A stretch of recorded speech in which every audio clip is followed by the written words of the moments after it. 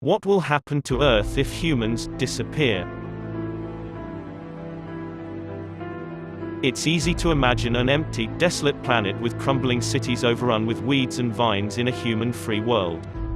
But it would take a long time to reach that kind of calm equilibrium. Animal extinctions, holes in the ozone and ocean acidification are few examples of the enormous impact humans have had on Earth. Animal life will begin to return to our cities that was once their home that we forced them out of. Most species that humans have repressed would return to the population levels they were at before humans evolved. Electromagnetic radiation from our radios and phones will continue zipping their way through space. Our mountains of trash would also linger. The plastics and rubber would eventually be swept into the oceans and settle in sediment layers.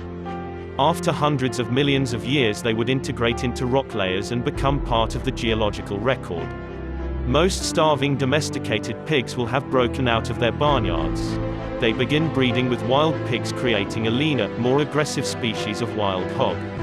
Most of the lights around the world would shut off because power plants would run out of fuel and solar panels would get covered in dust.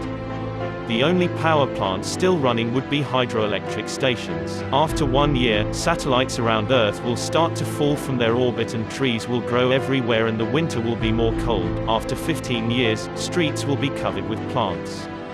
After 30 years, all buildings worldwide will be covered with plants and desert cities will be covered with sand.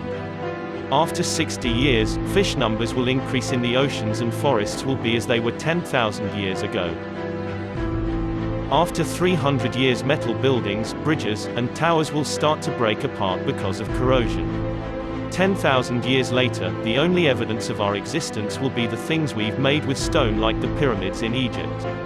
After 25,000 years, the nuclear wastes will be all what left from humans, and Earth will enter a new ice age, and glaciers expand south covering most of the northern hemisphere.